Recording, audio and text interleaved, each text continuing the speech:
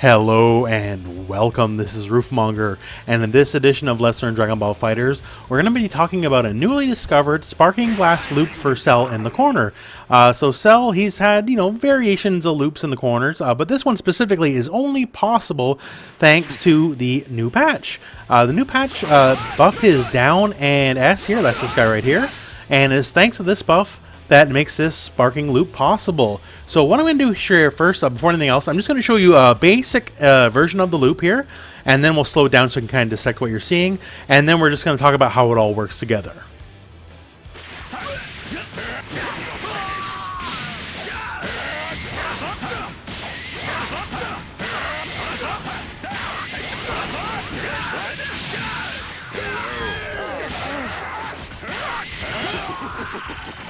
And there you have it. So as you can see here, over the course of it, we built quite a bit of bars.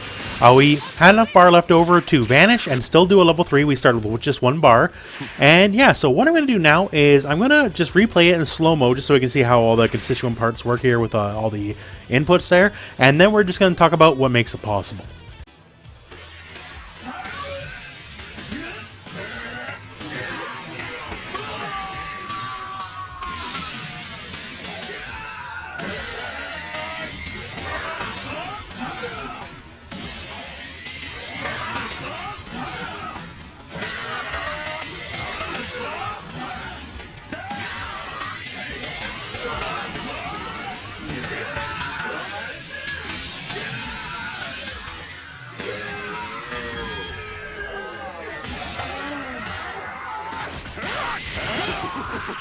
Alright, now with that all shown here, so the breakdown and core mechanic of this loop is simply you do the down S, and obviously you have to be in Sparking Blast, and on the second hit of the down S, so the move naturally does 3 hits as you can see here, on the second hit, while you are in Sparking Blast, you're going to forward air dash cancel the second hit, as you are allowed to because you're in Sparking Blast.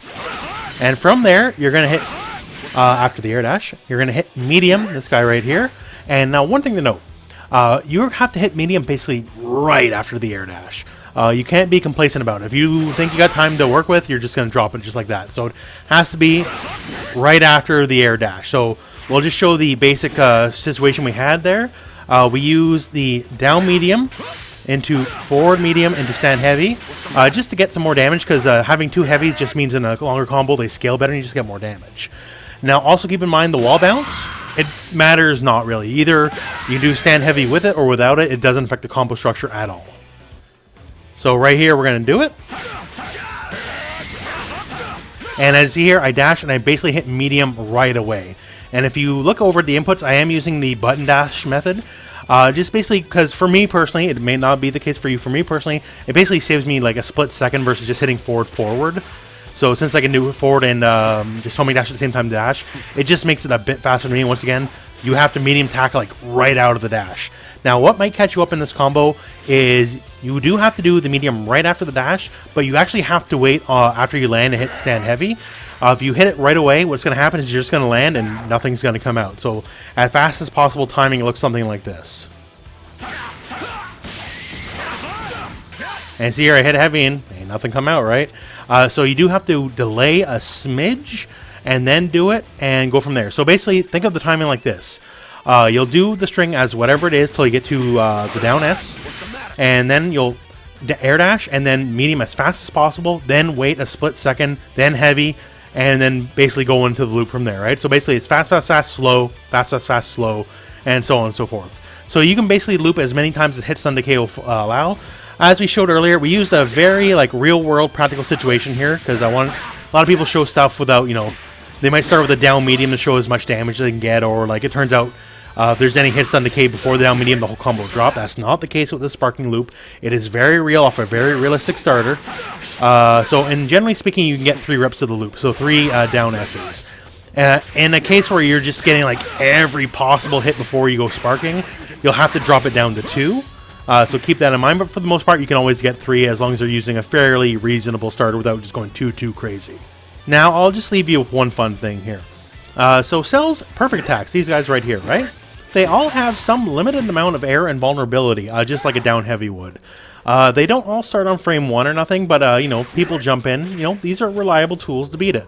So, not only does the sparking loop, you know, work when you got the phone in the corner, due to this, if you can get a read on, say, a jump attack, the sparking loop also works when you're in the corner. So we'll show an example here using the medium version of Perfect Attack.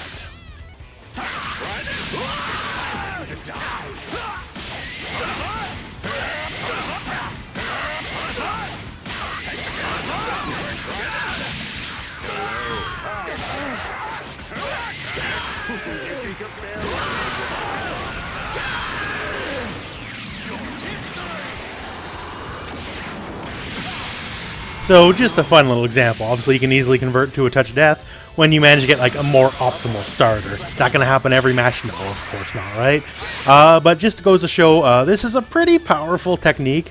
And I'll be the first to tell you, me, rooflemonger, my execution is not that great. And if I can reliably pull this off, that means, you know, it's possible for the common man. Because, you know, things that are like very high execution intensive, I can't do.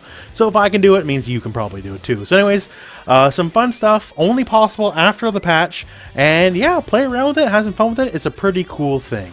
Anyways, that's it for this video. So thank you very much for watching. Hope this video found you well. Go out and play some Dragon Ball.